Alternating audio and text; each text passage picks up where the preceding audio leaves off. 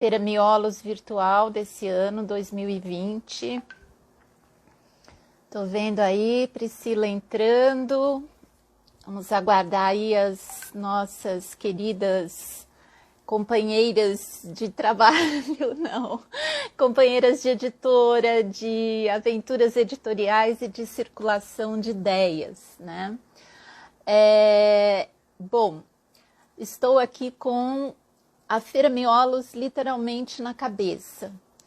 É muito bom estar participando dessa feira esse ano, é a 7ª edição de uma feira muito bacana, que é organizada em parceria com a Biblioteca Mário de Andrade, aqui de São Paulo.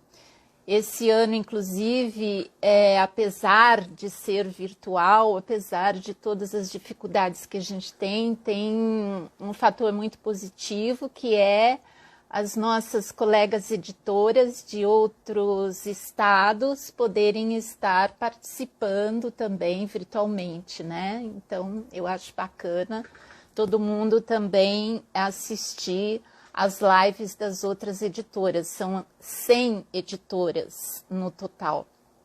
É um evento que eu considero de resistência nesse período que nós estamos vivendo. Então, bem-vindos e bem-vindas todos e todas para ouvir um pouquinho do que nós temos para falar.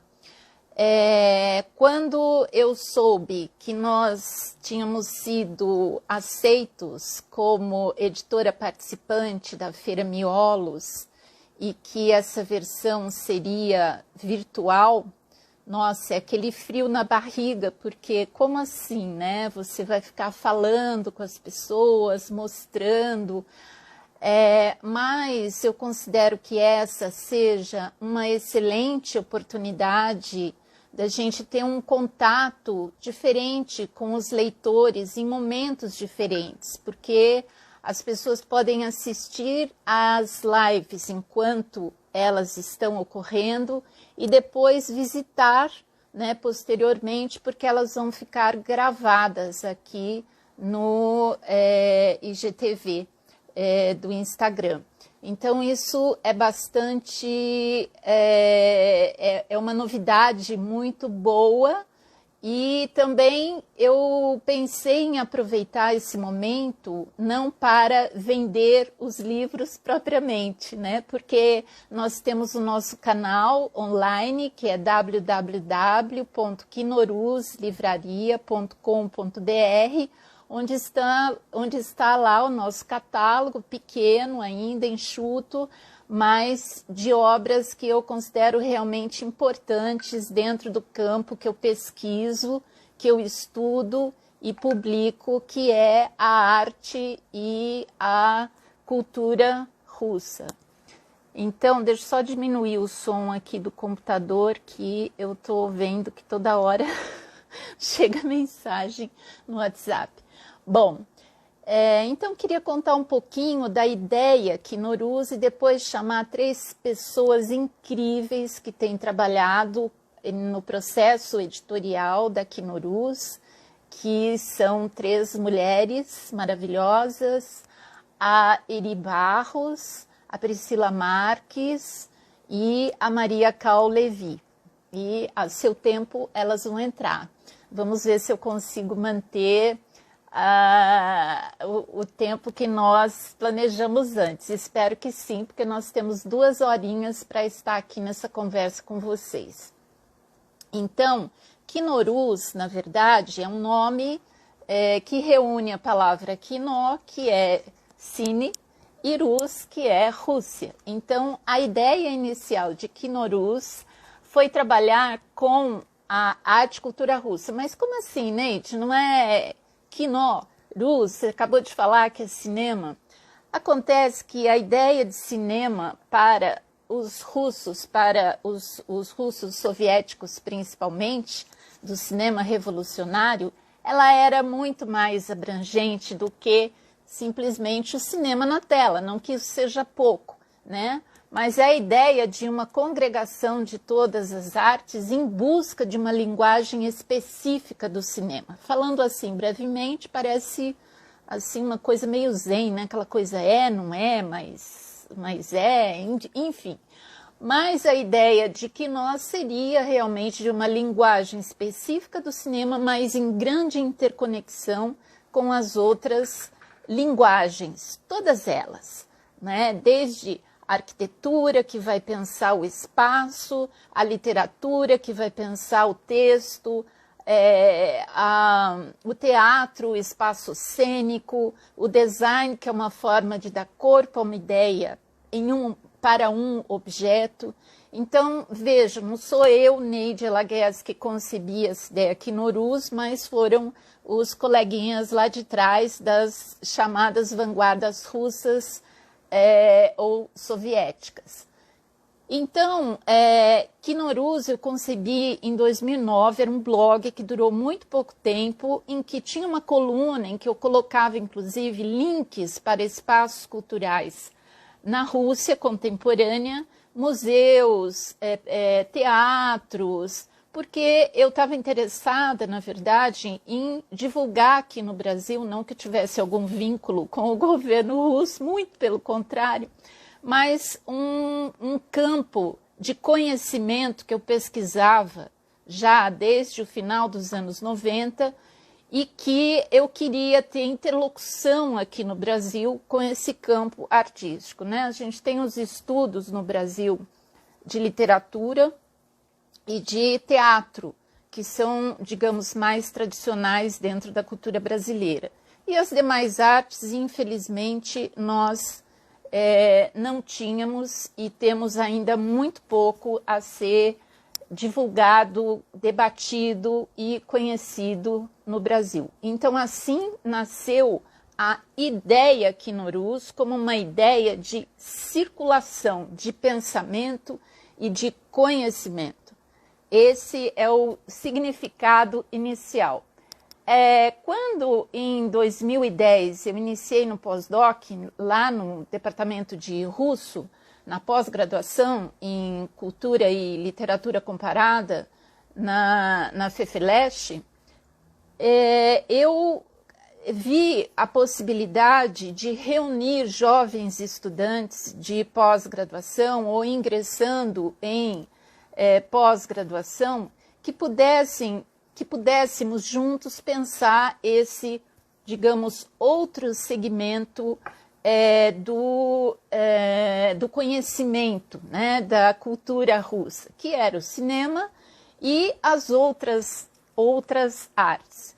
Então, eu concebi, dentro do meu projeto de pós-doc, um grupo de estudo e pesquisa que se chamava, grosso modo, aqui diminuindo o nome, Eisenstein no século XXI. E a minha ideia era que nós pudéssemos levar adiante pesquisas e estudos advindos de vários campos, e para isso, e com isso, juntamos um grupo que não era simplesmente um grupo especialista em língua ou literatura russa. Eram pessoas advindas de outras áreas, artes visuais, por exemplo, né? Mas também tivemos pessoas que vieram da psicologia, da arquitetura, porque também como parte do meu pós-doc, eu, naquela época, podia ser feito isso, hoje não mais, eu concebi uma disciplina de pós-graduação e ministrei essa disciplina, que era uma disciplina que agregava conhecimento sobre o cinema de Tarkovsky, de Sakurov e as artes russas no geral, incluindo as soviéticas, que tinham sido tema já do meu mestrado e do meu doutorado. Então, Kinoruz, digamos, é um desdobramento. Com esse grupo, digamos, ele fomentou, na verdade, a partir dessa disciplina de pós-graduação, o nascimento dos cadernos de pesquisa Kinoruz. Era um grupo pequeno de estudantes que fizeram, parte deles que haviam feito a disciplina comigo de pós-graduação, cuja produção era muito boa, eu avaliei muito bem essa produção e disse, olha, vamos reunir isso num caderno de pesquisa. né? E surgiu o primeiro caderno de pesquisa Quinorus, concebido em 2010, com um grupo pequeno de estudantes. E esse caderno, na verdade, acabou tendo uma história ao longo do tempo. Foram, no total, 7 cadernos de pesquisa Quinorus, sendo que 5 deles estão online de acesso gratuito na plataforma ISU. Procurem lá Quinorus no ISU e vocês vão ver uma produção lindíssima que eu levei adiante até o ano de 2014, na verdade, com esse grupo.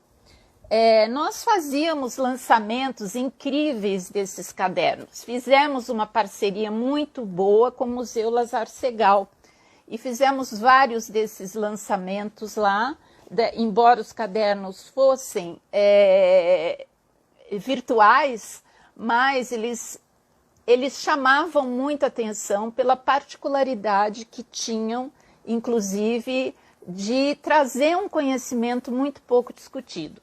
E nós fazíamos um evento chamado Sábado Russo, que tem alguns cartazes aqui. Esse, por exemplo, foi um Sakharov Oriental, em que nós abordamos toda a parte do cinema oriental do Sakharov. Aqui também foi sobre o cinema do Sakharov, no mesmo ano que ele estava lançando o Fausto, para quem conhece o cinema dele. Esse aqui já abordamos o cineasta Sergei Eisenstein.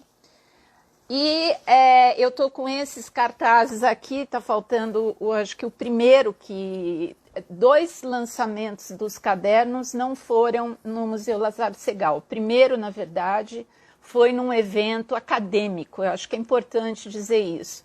Um evento acadêmico, e assim que ocorreu, eu pensei e conversei com o grupo, disse, olha, a academia ela não está conseguindo abarcar esse tipo de proposta, e mesmo porque eu almejo que a comunidade interage, e não só as pessoas da universidade. Então, o segundo lançamento se deu num local muito especial, pelo qual eu tenho muito carinho, que é a Casa Contemporânea, do Marcelo Salles e da Márcia Gadioli.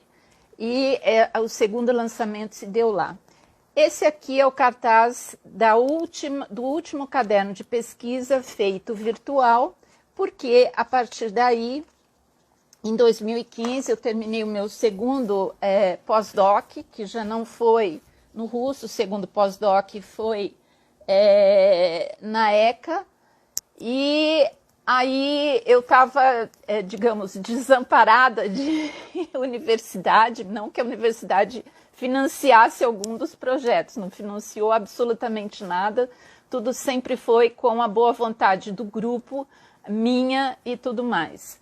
Mas aí eu criei, de fato, a editora com o CNPJ, e aí foi editado o primeiro caderno físico, já com o logo preto da Quinorus, e depois o segundo caderno, que está no nosso site, na nossa livraria, que contém textos muito preciosos, por exemplo, esse aqui, que é o de número 6, ele começa com um projeto da Laura da Vinha, que foi uma pessoa muito especial também nesse lançamento, nessa publicação, porque a ideia sempre foi que nós reuníssemos, já era essa ideia anterior nos cadernos virtuais, que nós reuníssemos artistas brasileiros e russos, artistas contemporâneos, para apresentarem um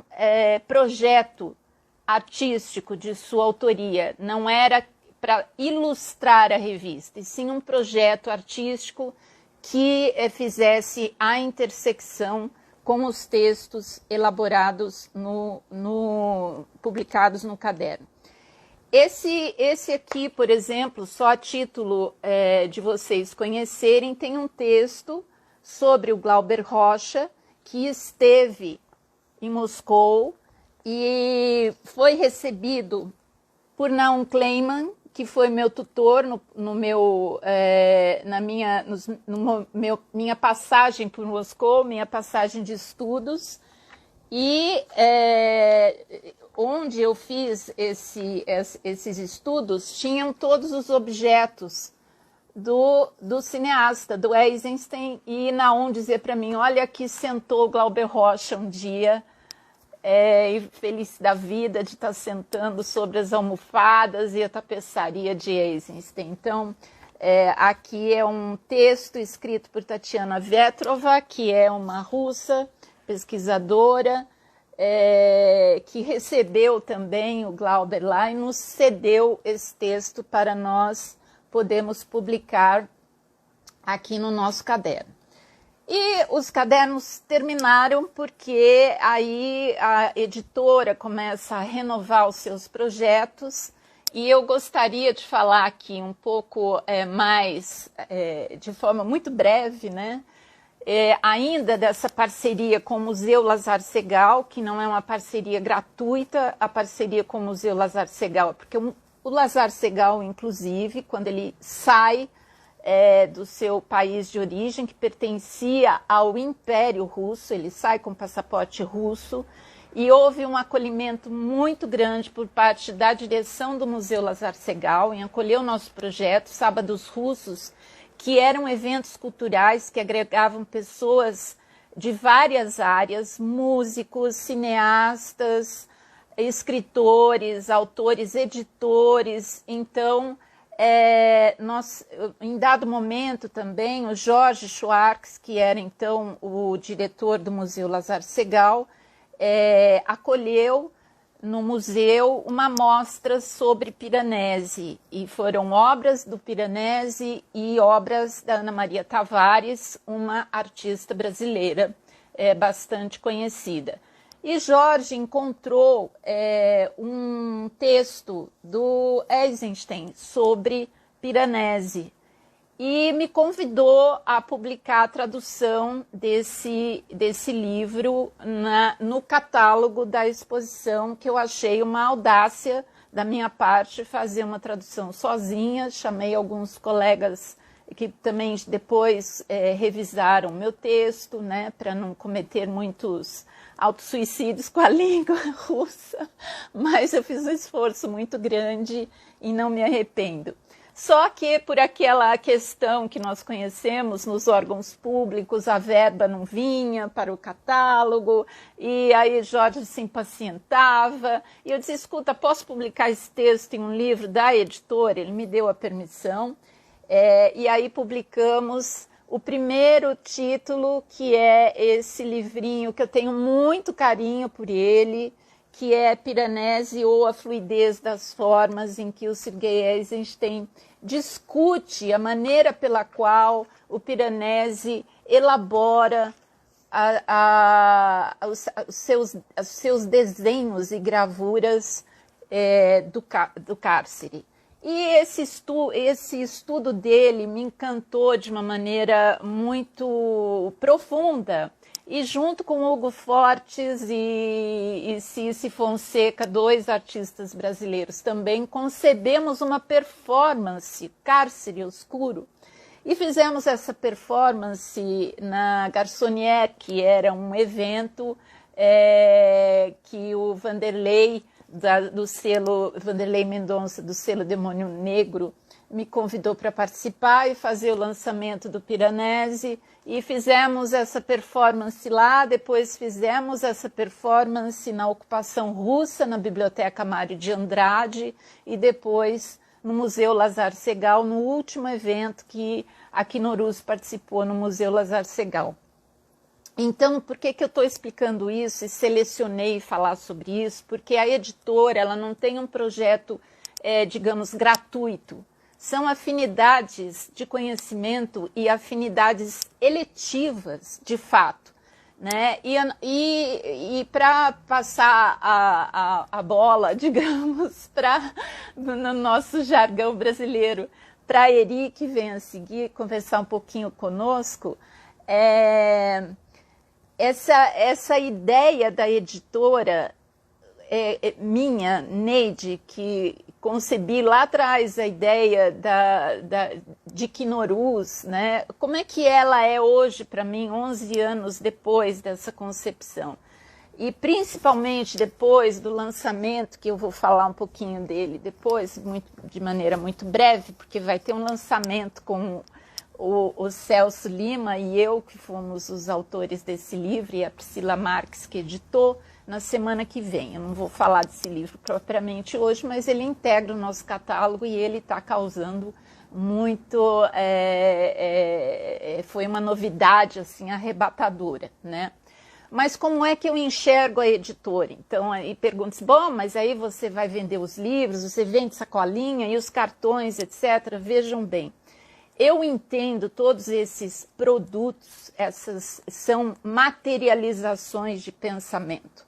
São materialização de ideias, né? Então, no meu entendimento como editora, é que o que nós materializamos em livros e em outra sorte de produtos, como os nossos marcadores ou os nossos cartões, que são, sim, incríveis, mas que não são só nós, são ideias que circulam. Então, eu fui professora durante 10 anos na Belas Artes, ministrando disciplinas de fotografia, de audiovisual, de história da arte.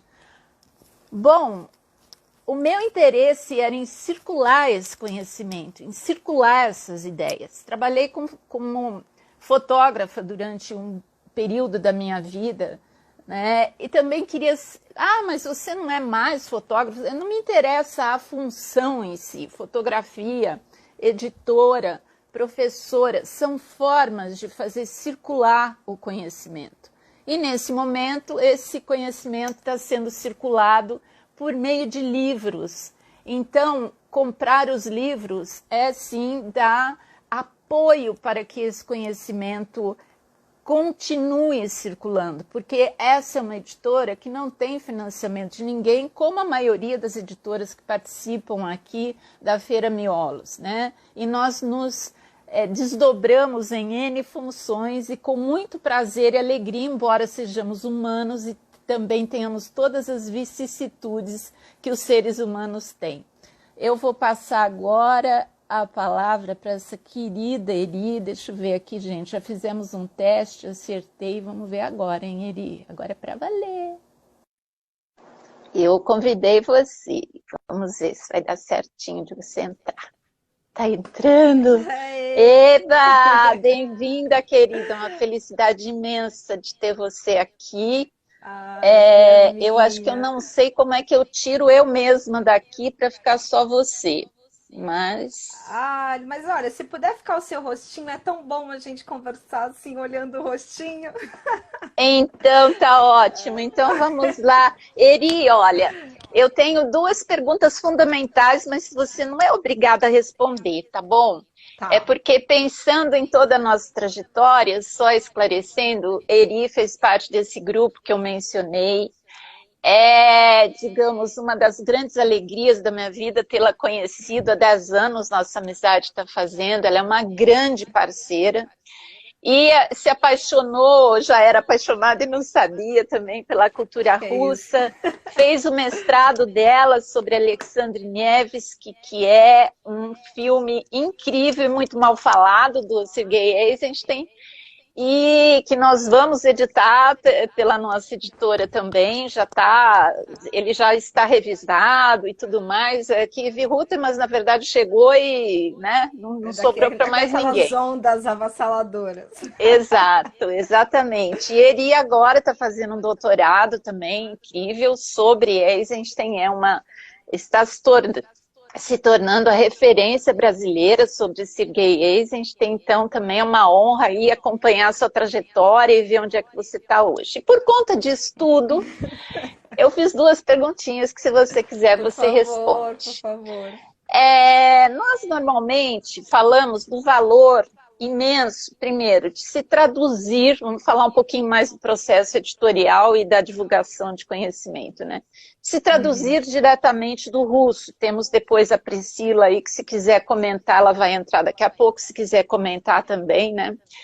Porque as pessoas dizem, não, mas traduz do inglês, traduz do francês. Então, acho que nós temos, nós valorizamos imensamente a pesquisa dos arquivos russos, os textos traduzidos diretamente do russo, né? Então, a primeira pergunta qual a importância de se pesquisar diretamente nos arquivos russos, né? Porque a gente não lê o francês lá, que pesquisou, escreveu, o inglês, o alemão, seja lá quem for. Então, isso é uma questão. E a outra seria que você também, como professora, né, com uma experiência grande na docência, e sabendo que Sergei Eisenstein foi um professor com uma metodologia também revolucionária, como é que você pode nos contar um pouquinho sobre o processo de conhecimento e as atividades pedagógicas aí? Enfim, vou parar de falar porque a gente tem pouco tempo. Mas são assuntos apaixonantes e que uma coisa vai puxando a outra, na verdade, né? Eu acho que em relação à primeira questão, né, sobre os arquivos, quando você tem a possibilidade, né, de ter contato com textos de grandes autores ou grandes artistas, né, notas, observações, descrições de quadro, eu acho que você tem acesso àquilo que nós chamamos de tom. E que nem sempre toda a tradução ela traz esse tom, né? Esse tom de linguagem, as nuances da linguagem, né? Até porque é um movimento difícil, os bons tradutores conseguem lá as suas resoluções, mas quando você tem a possibilidade de ir ao arquivo, primeiro, você tem acesso a um material diferente daquele que foi selecionado pelo outro pesquisador, porque cada pesquisador ele vai ali atrás, né, com um objetivo específico dentro do seu recorte de pesquisa, né? Então, no caso do Eisenstein especificamente, nós temos um primeiro ponto, que é a variedade dos textos dele. Nós temos textos que foram publicados em vida, textos que ficaram na gaveta, textos inacabados, textos que ao longo do século XX, né, após a morte de Eisenstein, alguns tradutores trabalharam com uma parte do texto, a outra parte não, textos incompletos. Então, um dos grandes trabalhos de um pesquisador de Eisenstein é pegar qualquer texto e verificar se aquele texto que ele está tendo acesso, que não é no original, se aquele texto falta alguma parte, que foi um movimento belíssimo que você fez com o Piranesi, né? Então você recebeu um primeiro texto e você foi ali cotejando e analisando, quer dizer, não é só uma tradução que você fez no Piranesi, né? Há todo um trabalho ali arqueológico. Eu acho que essa imagem da arqueologia, quando a gente trabalha com Eisenstein, é muito feliz, né? E quando você vai aos arquivos, então você tem uma visão mais completa do perfil desse artista, né? E você começa a entrar nas outras nuances desse olhar. E no caso do Eisenstein, professor, pedagogo, isso é fundamental, porque nós temos pouquíssima coisa publicada em inglês, né, de alunos de Eisenstein, algumas notas, alguns pequenos pedaços do programa. Nós não temos uma visão, né, de como é que era estruturado completamente. Então, estou neste processo agora de ir montando esse mosaico desse Eisenstein professor, que, lógico, dialoga com o Eisenstein desenhista, com o Eisenstein do teatro, do cinema, enfim. Mas é um outro lado que está muito ligado a essa questão da construção do conhecimento. Para ele era fundamental, né, as artes dialogarem, lógico, estamos dentro de um espírito de época, mas ele trabalhava isso dentro da construção do conhecimento dos alunos. Para formar uma sociedade é necessário formar leitores, mas leitores profícuos de todas as artes, de todas as linguagens, algo tão necessário e urgente nesses dias, né? Porque, então, assim, inclusive, nós temos aqui de referência essa nossa publicação, né? E aí a gente poderia pensar nesse momento como é que o cineasta, vamos chamar assim, leitor, traduzia essa leitura para esse conhecimento Posso, adquirido para a arte, né? Para o posso cinema. ler dois trechinhos que eu acho que dialoga muito bem com isso, né? Bom, Sim, esse claro. trabalho aqui que a Neide mostrou é de uma pesquisadora francesa, Ada Ackermann, né? O ano passado ela organizou, junto com outros colegas, o primeiro evento da Sociedade Eisenstein, que de alguma forma vem já dialogando com uma questão que a Neide colocou no grupo para a gente, né, há alguns anos, que é qual o legado do Eisenstein no século XXI. Então, essa sociedade Eisenstein surge justamente para tentar estabelecer isso e com novas pesquisas, novos pesquisadores do mundo inteiro. E a Ada faz um trabalho belíssimo, né? Aliás, fez um trabalho belíssimo com a biblioteca do Eisenstein, quando ela ainda estava composta na Samalhenska, na rua Samalhenska, no centro de Moscou, né? Hoje essa biblioteca não está disponível para o público, acredita-se que ela estará, mas não temos data ainda dentro da estrutura do Museu de Cinema.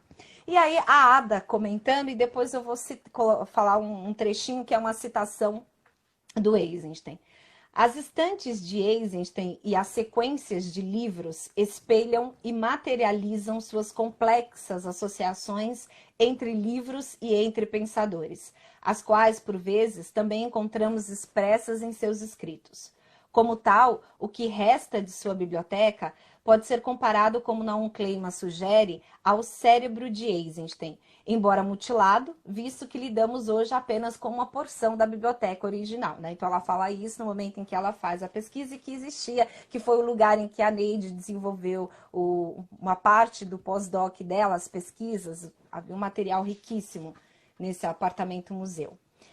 E mas um pouquinho adiante ela diz, nesse sentido, Eisenstein construiu uma relação de trabalho com seus livros baseada não apenas em seus conteúdos, mas também em sua própria materialidade, pensando nos livros como entidades vivas e cheias de energia, capazes, se mantidos abertos, de estabelecer uma comunicação e responder diretamente aos seus pensamentos através de um modo contagioso. Nesse sistema, de uma maneira quase esotérica, Eisenstein vê sua relação com livros em termos de um diálogo que pode ser iniciado ou pelos livros ou pelos seus pensamentos. E aí tem um trechinho de como Eisenstein via essa relação com os livros. Eisenstein foi um grande leitor desde sua infância, teve acesso a uma biblioteca riquíssima que pertencia ao seu pai, com uma variedade muito grande de literatura, e é essa literatura que vai influenciá-lo também de uma maneira extrema, que é um outro Eisenstein que nós conhecemos pouquíssimos pouquíssimo e que eu venho me aventurando, que é o Eisenstein escritor também, porque ele também chegou a fazer ensaios de poesia, o mocinho passeava bem pelas linguagens, então ele fez alguns esboços, estudos sobre poesia. E aí, agora é o Eisenstein, uma citação das memórias dele que recentemente foram reeditadas pela editora Garage, que é do Museu de Arte Contemporânea de Moscou. Mantenho meus livros abertos nas prateleiras em resposta ao fluxo de pensamentos que eles mesmos lançam para dentro de minha cabeça. Às vezes é o meu desejo de irradiá-los que é mais forte. Às vezes é o poder contagioso que emana de suas lombadas. Eu me sinto como um novo São Sebastião perfurado por flechas que voam das prateleiras, né? A Neide está mostrando a parte da biblioteca, né, onde Naum ficava, que era o Museu Apartamento. Curador, principal referência na obra do Eisenstein, Naum Peratacheva, foi a esposa companheira de Eisenstein, responsável por hoje nós termos acesso a esse material, porque ela, de uma maneira incrível, conseguiu preservar esse material quando o sistema oficial, político, tentava destruir todo esse legado, né? Para vocês terem uma ideia, já que nós falamos sobre Eisenstein, professor, logo após a morte dele, em 1948, era proibido trabalhar com as técnicas dele na VGIC. Então, alguns colegas que tentaram colocar em prática suas ideias dessa formação mais abrangente, né, de uma formação em diálogo com as outras linguagens, foram punidos severamente. De fato, houve uma tentativa de tentar destruir o legado de Eisenstein e Pera Tacheva, com uma paixão muito grande e muitos envolvidos conseguiu preservar esse legado, né? Então, eu acho que falar dessa biblioteca, né, é mostrar essa construção de conhecimento, essa montagem, né? Interessantíssimo isso, porque ele também opera por montagem na própria biblioteca. A organização dos livros não era uma organização aleatória. Havia um diálogo entre os livros, entre os quadros que ele ganhava, as gravuras que ele tinha, que ele adquiria, né, de amigos ou de grandes artistas. Quando ele viajava, um dos passeios prediletos dele era conhecer os sebos dos lugares, né? E quando se torna impossível para ele a viagem física, depois que ele volta em 1932 do México, e ele tem uma série de problemas com o governo, e ele não pode mais sair da Rússia, essa imagem, né, da viagem dele, pela Europa, depois dos Estados Unidos, que vai marcar profundamente a carreira dele, transformar inclusive a maneira como ele entende a ideia de montagem, que é muito mais profunda do que muitas vezes nós discutimos, né? Porque tem a ver com essa ideia de construção do conhecimento, de um conhecimento da história artística da humanidade, né? Então, Eisenstein, ele dialoga com os seus contemporâneos, com a arte clássica, com a arte renascentista, com a arte do século XIX, enfim, ele tem essa liberdade de trânsito e que torna tão ricos os textos dele, né? Quando a gente acaba tendo acesso a esse material mais expandido. E aí, você quer perguntar alguma coisa? Que se deixar eu vou falando. Tão apaixonada quanto Eisenstein tenha vendo seus livros nas prateleiras, pois eu acho que também essa abordagem da ligação, não só dele, mas como é que isso funciona hoje em dia, né, para os pesquisadores contemporâneos, Sim. né, o pensamento de um docente que é artista, né? Porque eu acho que é importante também abordar que nesse período os artistas soviéticos que sequer queriam ser chamados de artistas, eles eram extremamente dotados em vários campos do fazer artístico e do conhecimento mesmo. Como é que eles escreviam tanto, como é que eles produziam pensamento. Acho que isso é muito importante. Você acabou de citar que o livro, o método, foi relançado, né, reeditado. Nós temos aqui no Brasil, digamos, 2 obras referenciais dele e nada mais, né? Quer dizer, até temos hoje algumas outras obras, mas ainda é muito pouco diante do tanto que ele escreveu, né? Esse texto que eu traduzi do Piranesi e publicamos pela Quinoruz é uma areia, uma partícula de areia, né? Esse universo, eu acho que a importância, né? Uma das coisas que eu venho elaborando sobre essa importância de Eisenstein no século XXI, e sempre considerando, né, a minha experiência como professora, que talvez uma das aproximações, né, seja justamente por esse viés, né, de um professor para outro professor, né? E eu acho que primeiro, você entender a construção de conhecimento por meio de relações, e não por meio de fragmentos isolados, né? Então, acho que essa é a primeira coisa. Quando começou a se discutir sobre interdisciplinaridade, e há uma dificuldade muito grande ainda de lidar com isso dentro da escola, vem justamente porque a nossa formação é muito cartesiana, é muito fragmentada, né? E se a gente pensa nas artes contemporâneas, não é possível você olhar para as artes contemporâneas, inclusive para a literatura contemporânea, com os mesmos mecanismos de leitura que nós tínhamos até final do século XX. Então, quer dizer, nós precisamos retomar esses brilhantes, né, toda essa herança cultural que a vanguarda nos deixou, que esses artistas nos deixaram, para criar novos mecanismos para ler essa arte, ou essas artes que são múltiplas, que não têm fronteiras, ou que lida o tempo inteiro com a fragilidade dessas fronteiras. E eu acho que Eisenstein seria, na verdade, um teórico fundamental nesse sentido, né? E é lógico, quando a gente tem acesso a material como método, que nós só temos em russo ainda, há uma equipe, porque traduzir Eisenstein é um desafio grande, né? Porque ele tem uma linguagem muito fragmentada, ele brincava com diferentes línguas, né, dentro de seus textos. Ele começa a escrever em russo, muda para alemão, depois muda para francês e por aí vai. E esse pensamento fragmentado, muitas vezes, pressupunha que o leitor entrasse nesse texto e complementasse aquele conhecimento. Ele tem uma imagem também belíssima, que é a ideia de livro esférico, né? Em que se aproxima, se assemelha um pouco à nossa ideia de hiperlink hoje, né? Então, se você tem um texto, um texto base que se abre para diversos conhecimentos, né? Para vários conhecimentos. Então, eu acho que essa ideia do livro esférico, e aí eu estou usando o livro esférico como uma imagem crítica mesmo, né? Como uma imagem de pensamento crítica para pensar esse novo modelo, talvez, de abordagem das artes contemporâneas e para a sala de aula.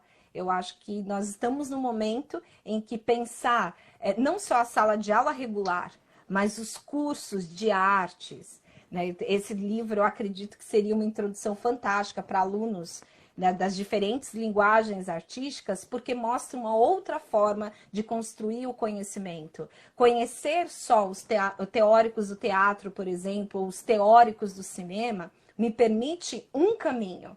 Agora, estabelecer relações com esses teóricos e outras áreas do conhecimento, aí a gente já entra em outras possibilidades esféricas, né?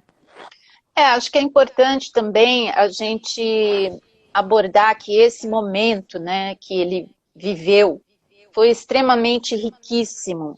Tanto que nós, hoje, 100 anos depois, estamos bebendo sofregamente, porque estamos num deserto terrível, né? Num momento, digamos, bastante difícil, e que talvez trazer esse pensamento, essa dimensão tão múltipla de fazeres e de pensares, né?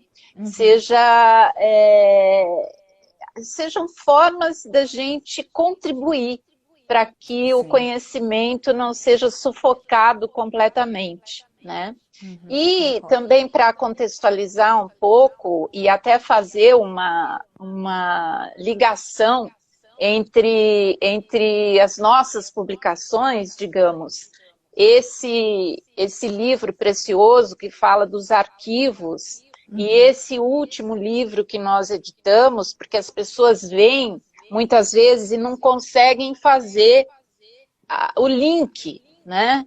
Então, os artistas que nós abordamos, os designers e os arquitetos que nós abordamos aqui, eles frequentavam muito esses arquivos que nós estamos mencionando. Eles circulavam.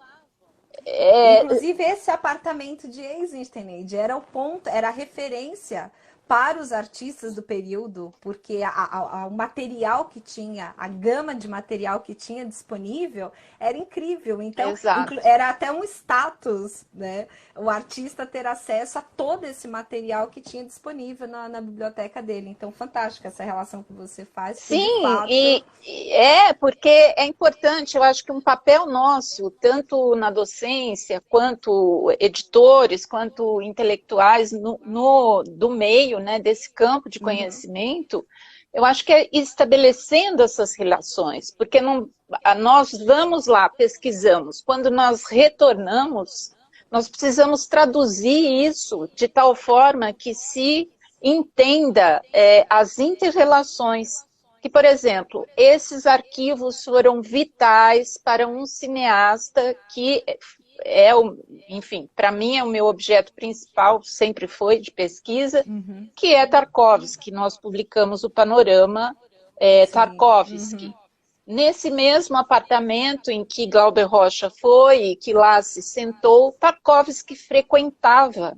Eisenstein já havia morrido, mas o apartamento existia enquanto museu. Quando nós assistimos O Espelho, que uma das cenas incríveis em que a criança, seria Tarkovsky na infância, folheia o livro de Leonardo da Vinci, aquele era um livro que pertencia a Eisenstein, que foi emprestado da biblioteca para o filme. Isso são relações vitais e importantes para quem preza entender como é que se pensa a arte, como é que se constrói sistemas artísticos, né? Se for se pensar pelo ponto de vista sistêmico, esses arquivos são fundamentais, né? E quando a gente, retornando, né, a sua primeira pergunta da questão da tradução, e essa tradução que eu diria de acesso ao arquivo e conseguir compreender este artigo, você também, fazendo a sua leitura e não a leitura de outros pesquisadores, lógico, são válidas, nós dialogamos constantemente, mas isso também acaba te trazendo para o seu contexto. Então, por isso que é importante. Por que é importante uma brasileira pesquisadora nos arquivos de Eisenstein, né? Porque nós vamos estabelecer essa relação a partir das nossas leituras e ampliar, né? Porque muitas vezes a gente pega algum referencial, um recorte, como você falou, nós temos 2 livros de Eisenstein, né, que são trabalhados com mais frequência aqui, que é a forma do filme e o sentido do filme. Só que os textos que estão dentro dessas coletâneas dialogam com outros textos, né, com outros textos pertenciam a projetos de outros livros. Então, por exemplo, a gente pega o texto Palavra e Imagem. Esse texto ele faria parte de uma outra coletânea, de um outro livro específico sobre montagem. Né? Então, quando a gente tem a possibilidade de ir aos arquivos, nós trazemos para o nosso público, o público brasileiro, essas outras relações e entendemos melhor de que forma que a gente pode apropriar. E assim como você também, são as nossas afinidades, a preocupação é como tornar esse material acessível. Inclusive, eu cheguei a fazer experimentos com professores, trabalhar textos de Eisenstein, pedagogo, para que ali fosse extraído pelos professores da rede pública as essências do ato educativo daqueles textos. Então, é esse conhecimento vivo, como ele fala, né, nesse trechinho aqui que eu li, que os livros ganham vida. Né? Então, eu acho que é isso, esse conhecimento vivo que não morre nas prateleiras das universidades, né? Mas que ganham espaço e que pode ser pensado e repensado. Eu acho que isso é belíssimo e dialoga profundamente com o projeto pedagógico do Eisenstein, aquilo que ele acreditava enquanto construção do conhecimento, né? Esse conhecimento e que permite que cada um desenvolva também o seu olhar estético, né? Então, quando você faz isso com o Quinorius, você possibilita aqueles encontros belíssimos que nós tínhamos no Lazar Segal, tivemos a Casa Contemporânea, né, em que pessoas que não são da academia, mas estavam ali discutindo arte e cultura russa, treinando esse olhar, né, revelando esse olhar, que muitas vezes não teria acesso por outros meios, né? Então... Tanto que quando eu falo da multiplicidade, isso a gente tinha nesses encontros, né, no Museu Lazar Segal, quanto no nosso grupo também de pesquisa, de estudos, as inter-relações, porque o grupo também promovia, né, encontros com outros pesquisadores. Isso tudo tem essa raiz nesse pensamento múltiplo desse período, nesse pensamento, digamos, que são, eu já ouvi alguns pesquisadores, Bakhtin, do Florensky, por exemplo, citar que eles eram sábios, né? Era um conhecimento muito amplo. Então, Piranesi, voltando à questão para a gente abranger a questão espacial na arte. E da questão espacial na arte, para Eisenstein, isso tinha a ver com o cinema, tinha a ver com a gravura, com a arquitetura. Então, não é estanque. Vou pensar um objeto arquitetônico, vou pensar um objeto, um design, um desenho de objeto, né? Vou pensar um cenário, não.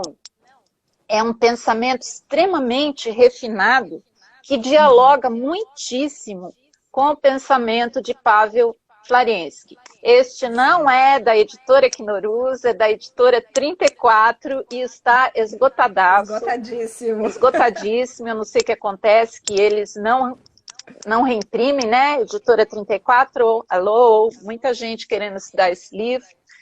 E esse texto que foi publicado, Piranesi, e que acabou sendo publicado, sim, no catálogo que eu citei anteriormente para vocês, um catálogo incrível do Museu Lazar Segal, em que o Eisenstein vai estudar a gravura, mas pelo ponto de vista espacial, como é que essa construção espacial se dá dentro do pensamento, do conhecimento de Piranesi, né? Então, aqui nós vemos um Eisenstein arquiteto, um Eisenstein desenhista, porque essa imagem que eu acabei de mostrar para vocês, ele traduz em um desenho que nós reproduzimos em serigrafia aqui. Então, a riqueza desse pensamento, eu acho que eu e Eri também, quando nós falamos com esse entusiasmo, parece, escuta, vocês estão falando da Knorus ou do Eisenstein? Explica para nós, né? É que, assim, nós queremos cutucar, né, os jovens pesquisadores. Esse sempre foi um papel que eu cumpri, tanto na universidade, quanto como editora eu estou cumprindo agora. Sempre cutucar, sabe? Gente, nós fazemos essa parte. E vocês? O que vocês vão fazer? Né? Assim, inclusive, eu tenho um tempo de vida cada vez mais limitado, né? Porque eu já tenho uns bons quilômetros rodados. E vocês que estão chegando? O que é que vocês vão fazer? O que é que vocês vão fazer com um livro como esse? Uma pesquisa minha do Celso Lima, sabe? Vão achar só bonito, ele realmente é lindo. E a Maria Caulevi daqui a pouco vai falar desse desenho incrível. Mas a gente precisa estudar, a gente precisa ler, a gente precisa refletir. Se um editor não tiver, ou uma editora não tiver esse objetivo, a sua editora é meramente comercial, produz textos para serem vendidos e ponto, né? Então, eu acho que a gente fica cutucando o tempo inteiro os jovens e as jovens pesquisadores e pesquisadoras, né? Esse foi um papel que eu sempre exerci enquanto professora e que, volto a dizer agora, não... testemunha. Você é testemunha. Foi picada. É verdade, foi picada. Contagiada. E muitos outros, né? Eu acho que agora a gente poderia chamar a Priscila Marques, né? Para ela também entrar nessa dinâmica, dar a contribuição dela, ela que nos acompanhou. E você também, ele pode depois também retomar, contando um pouquinho do seu papel editorial dentro da Knorus, muito importante, incrível, né? A Eri organizou comigo o Panorama Tarkovsky, foi um trabalho de fôlego, foi um trabalho imenso, porque ele tem textos de pesquisadores internacionais, russos, espanhóis, e é uma densidade de pensamento muito grande. Tem inclusive um texto aqui para que ninguém sabe, um texto sobre a peça Hamlet, que o Tarkovsky montou. Tem um texto incrível sobre uma pesquisadora russa, Ellen Petrovsky, sobre as Polaroids de Tarkovsky. Quem estuda Saliares, aquele filme incrível, dito de ficção científica, o maior estudioso desse filme, que é um russo chamado Dmitry Salinsky, que se debruçou sobre esse filme anos e anos e publicou muitos livros. Eu gostaria imensamente de publicar um dos livros dele aqui. E vejam vocês como é que a gente está desprestigiado na área do conhecimento, que é uma coisa muito triste, né? Um editor, colega meu, disse assim, mas você não vai vender esse livro. Então, é triste a gente ouvir isso, né? Mas, por outro lado, uma editora, ela precisa Fazer ter, escolhas. fazer escolhas, não só, mas ela precisa ter aporte econômico, financeiro, para ela conseguir editar, sobreviver, pagar as pessoas, né, que trabalham com ela. Assim, o meu querido amigo pesquisador, Dmitry, ele pesquisa uma coisa que ele chama de hermenêutica do cinema. E esse outro meu amigo editor disse, você não vai ver, porque ninguém vai ler, ninguém vai estudar isso, ninguém vai ser... Olha como nós, brasileiros e brasileiras, estamos desprestigiados na área do conhecimento. Você não publica porque não vai vender. Se não vai vender, as pessoas não vão ler, e elas não compram porque elas não vão ler. Né? Bom, eu não estou aqui para ficar lamentando, só estou contando um fato editorial. Exatamente, porque faz parte também, né? Porque existe assim, ó, é importante, existe esse outro lado das editoras e das pequenas editoras, né? Sim. Que é uma luta imensa você conseguir manter o projeto da própria editora, né? Que como no nosso caso aqui a gente está discutindo, o seu especificamente, é um projeto de vida. Não é um projeto que surge de maneira aleatória ou por interesse muito específico. Não, é um projeto de vida, realmente, né? Sim. De muita pesquisa e de muito envolvimento. Então, bom, bora chamar as meninas para falar sobre isso. Bora, também. Bora! Bora chamar a Pri, depois a Cal, e depois você volta, e depois a gente fala, e depois a gente pode continuar essa conversa, depois da Miolos, montar outras sessões de conversa aí, né? Se a gente não publica, enquanto a gente não publica, a gente vai conversando e fomentando esse fermento do conhecimento. Obrigada por enquanto, Eli. Imagina. Até já.